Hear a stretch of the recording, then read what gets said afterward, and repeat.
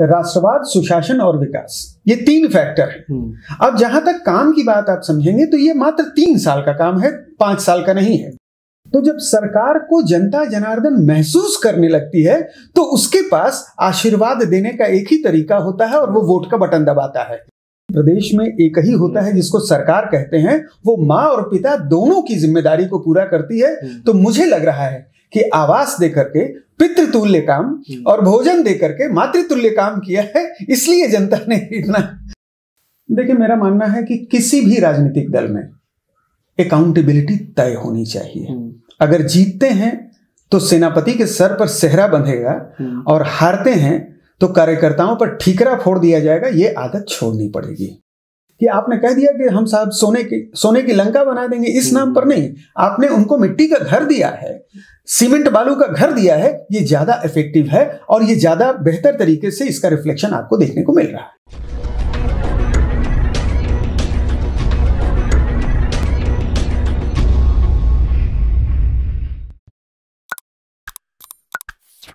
जय Hind, Vande Mataram. Expose times में आपका स्वागत है। मैं हूं मुनेश श्रीवास्तव।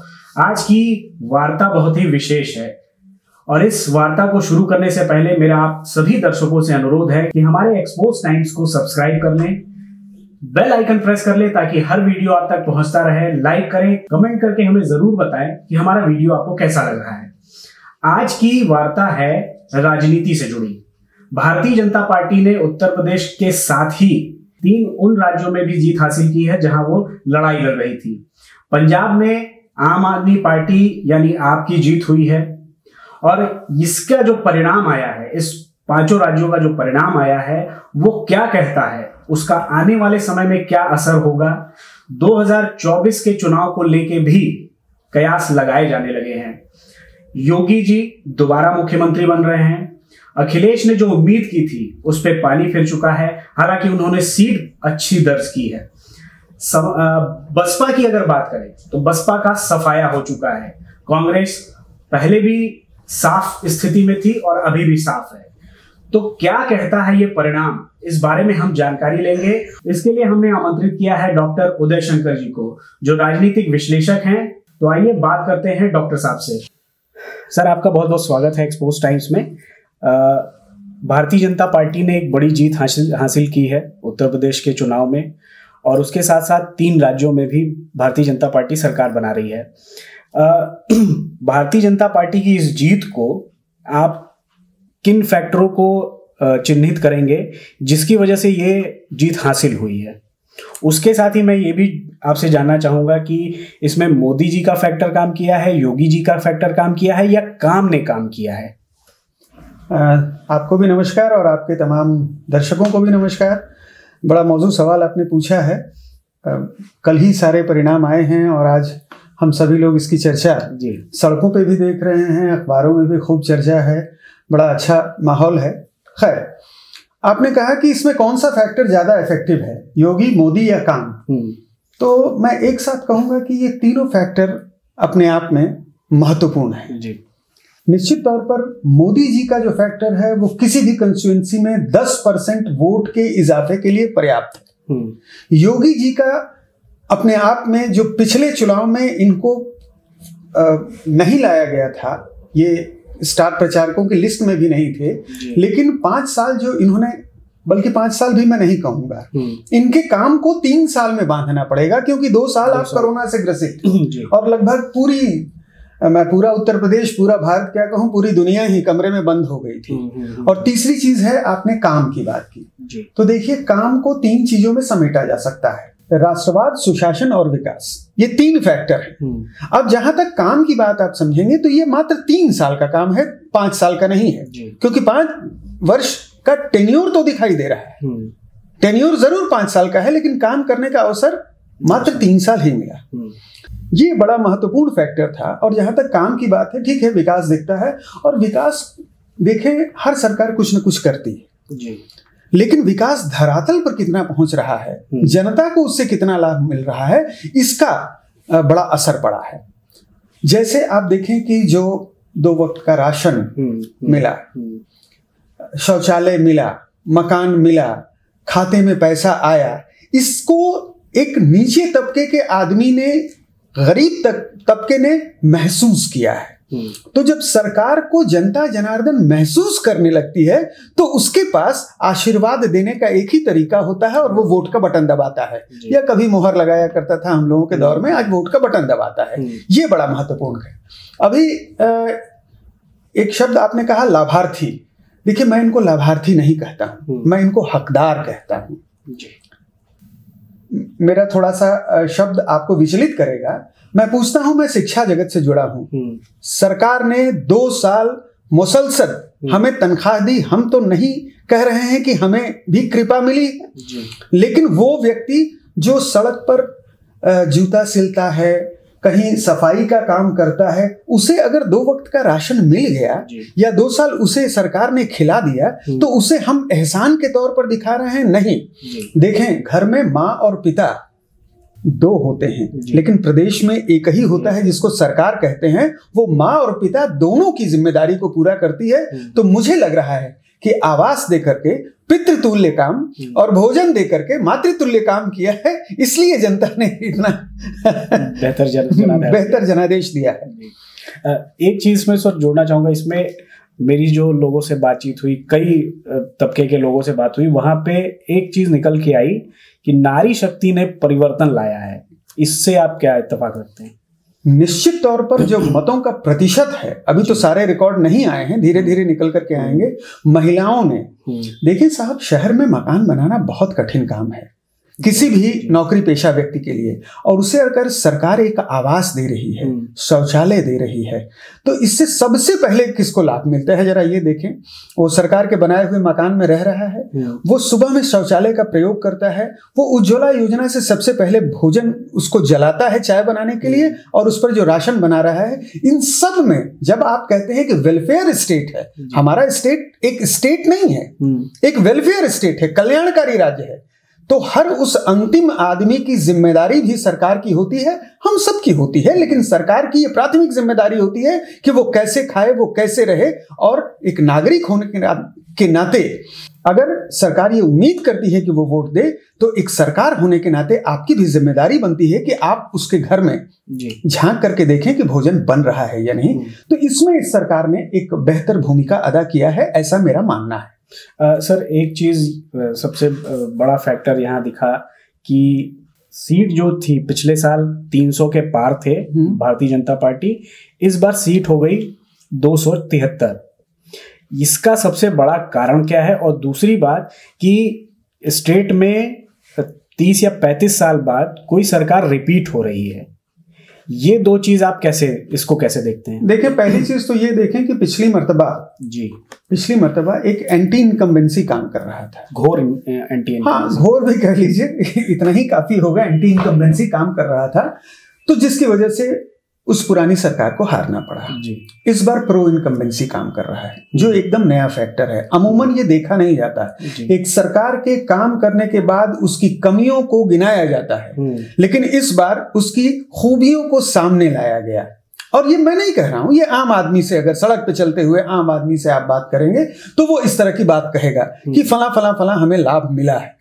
तो एक प्रो इनकम्बेंसी का काम करता है, जिसने इनको इतनी सीटें दिलवाई। और यकीन मानिए, दोबारा इलेक्शन जीत करके आ जाना और वो भी पूर्ण बहुमत से सरकार बना लेना, ये अपने आप में बहुत बड़ी बात है।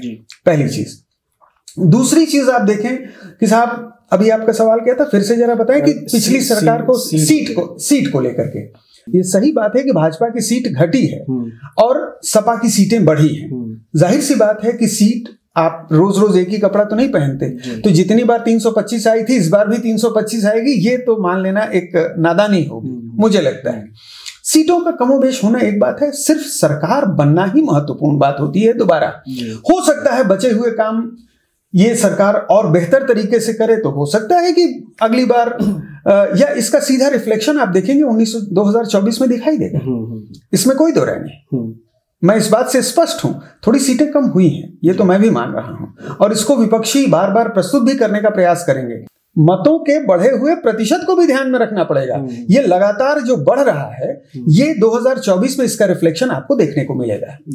ये मेरा मानना है। अच्छा, इससे हम आगे बढ़ के अगर सपा की तरफ आते हैं तो सपा की सीट बढ़ती है, लेकिन सपा का जो पूरा चुनाव प्रचार रहा है वो सिर्फ एक तरीके से कहें शब्दावली का जो प्रतिघात होता है वहीं तक सीमित रहा है। वो कोई ऐसी चीज गिना नहीं पाए जिससे सरकार की कमी, कमजोरी या कोई एंटी इनकम्पेंसी को दिखा पाए। तो क्या लगता है कि जो विपक्ष है, अब विपक्ष तो अब मजबूत होके आ गया है, लेकिन विपक्ष के पास कोई मुद्दा नहीं था या वो राजनीति नहीं कर पा रही थी? देखिए, 2-3 चीजें इसमें आपको विस्तार से समझना पड़ेगा।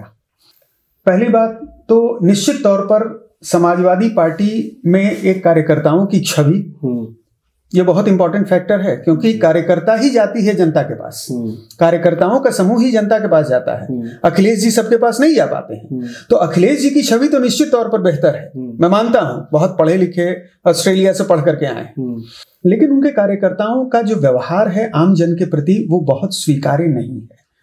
पहला ये चीज उनको डेंट कर रही है।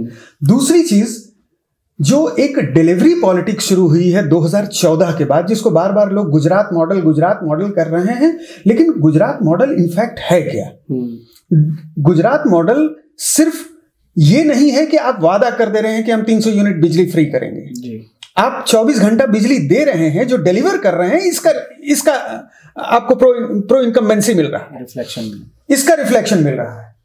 दूसरी चीज साहब, आप कहते हैं कि हम ये करेंगे, हम वो करेंगे नहीं। आपने क्या किया है इस नाम पर जी, क्या करेंगे इस नाम पर नहीं, क्या किया है। अब ये अवधारणा जनता बदल दी कि आपने कह दिया कि हम साहब सोने की लंका बना देंगे, इस नाम पर नहीं। आपने उनको मिट्टी का घर दिया है, सीमेंट बालू का घर दिया है, ये ज्यादा इफेक्टिव है और ये ज्यादा बेहतर तरीके से इसका रिफ्लेक्शन आपको देखने को मिल रहा है। ये बड़ी महत्वपूर्ण बात है, मुझे ऐसा लगता है। सर, एक और पार्टी है जो दलितों की राजनीति करती है, बसपा का पूरा मतलब एक समय पिछले चुनाव में 19 सीटों पे थी, इस समय 1 सीट सिर्फ जीत पाई है। क्या लगता है, ये मूक समर्थन है भारतीय जनता पार्टी को या बसपा अपना जनाधार खो चुकी है? नहीं, देखिए, ये ना तो मूक समर्थन है ना बसपा जनाधार खो चुकी है, क्योंकि बसपा को भी प्रतिशत मत मिले हैं।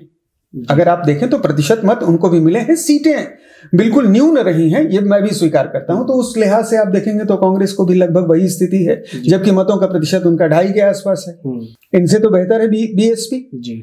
दूसरी चीज देखिए, कोई पार्टी समाप्त नहीं होती है, और जो एक वर्ग जिसको सीधे सीधे प्रत्यक्ष रूप से लाभ मिल रहा है सरकार से, उसने ये देखा कि पिछली सरकार ने हमें क्या दिया है। इसके पहले यही बीएसपी के वोटर थे जिनको ये समझ में आया होगा कि इसके पहले समाजवादी सरकार जब थी तो हमें क्या मिला, और भाजपा की सरकार है तो क्या मिलेगा। 2 बातें। और तीसरी बात, आम आदमी को ये सबसे पहले समझ में आता है कि किसकी सरकार बनेगी। ये हम लोग बड़े कंफ्यूजन में रहते हैं कि हम बड़े पढ़े लिखे हैं तो हमें पता है कि किसकी सरकार बनेगी। जी नहीं, जो वो गांव में गाय चरा रहा है ना, उसको ठीक उसका राजनीतिक विश्लेषण भले वो लच्छेदार शब्दों में ना कर पाए, लेकिन उसका कंसेप्ट बिल्कुल क्लियर रहता है। उसको ये दिखाई दे रहा है कि हमें क्या मिल रहा है, और बसपा नहीं आने वाली है, ये उसको पहले पता है।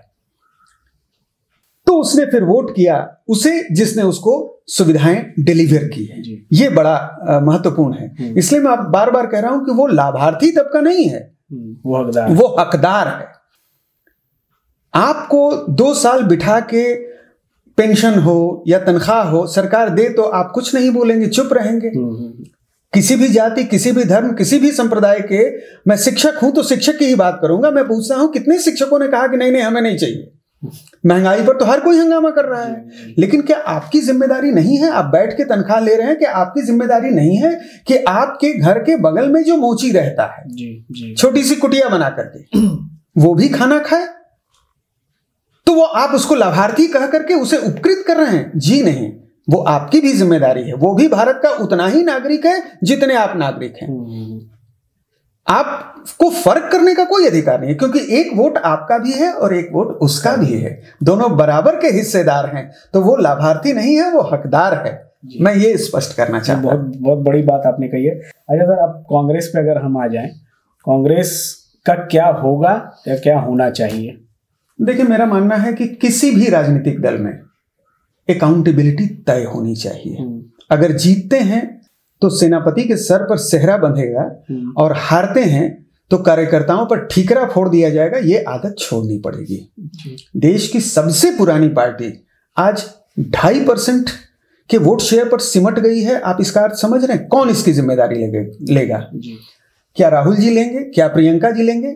और बार बार इम्तिहान देने के बाद अगर आप फेल कर रहे हैं तो क्यों ना आपको डिबार किया जाए? ये सीधा सवाल खड़ा होता है। मैं तो मानता हूं कि कांग्रेस के तमाम कार्यकर्ताओं को पूछना चाहिए कि आप नेतृत्व में परिवर्तन कब आएंगे। अगर कांग्रेस को जिंदा रखना है तो नेतृत्व का परिवर्तन भी आवश्यक होता है। हर बार हर इलेक्शन में खराब परफॉर्मेंस, उसके बाद भी सारा का सारा जो पावर है उसी 3 लोगों के बीच में सिमट गया है। ऐसा करने से नहीं चलेगा। ये डिलीवरी वाली पॉलिटिक्स शुरू हो गई है। अब नरेंद्र मोदी या योगी या उनके तमाम पार्टी के लोग ये बता रहे हैं कि हम क्या काम कर रहे हैं, और आप क्या काम कर रहे हैं? हर चुनाव में चुनाव हारते जा रहे हैं। तो ये क्या रिफ्लेक्शन दे रहा है? ये पार्टी के संगठन के स्तर पर समझना पड़ेगा कि हम संगठन में कैसे बदलाव लाएं, कैसे हम कार्यकर्ताओं को में नई ऊर्जा भरें। और पार्टी के नेतृत्व पर भी सवाल खड़ा होता है साहब, और बदलना पड़ेगा। अगर आप लोकतंत्र दल में नहीं लाएंगे, सिर्फ परिवारों तक समेट देंगे, तो माफ कीजिएगा वो लोकतंत्र का सबसे खराब उदाहरण है। और ये जनता सवाल आपस में चर्चा करती है इस सवाल पर और बातें करती हैं कि ये कब बदलेंगे। सरकारें बदलती हैं, नेता बदलते हैं, मंत्री बदलते हैं, लेकिन पार्टी अध्यक्ष वहीं का वहीं है, वो मेरे ही परिवार में है। ऐसा कब तक चलेगा? और ये इन चुनावों ने बता दिया है कि अब परिवार के अंदर सिमट करके पार्टी अगर रहेगी तो उसका हश्र यही होगा। अब जाति के ऊपर अगर कोई पार्टी काम करती रहेगी तो यही हश्र होगा। इस बात को समझना पड़ेगा सभी राजनीतिक दलों को। मैं किसी एक दल की बात नहीं कर रहा हूं। तो एक इनर डेमोक्रेसी पार्टी में लानी पड़ेगी। खुल करके जो आलोचना करने वाले हैं उनका भी सम्मान करना पड़ेगा। तभी आप जनता के बीच में जाएंगे तो आपको सकारात्मक परिणाम मिलेंगे। बहुत बहुत धन्यवाद सर। आपने काफी चीजें हमारे दर्शकों के सामने रख दी हैं, और आने वाले समय में क्या होता है ये आने वाला वक्त ही बताएगा। तो मिलते हैं अगले एपिसोड में, तब तक के लिए धन्यवाद, नमस्कार, जय हिंद।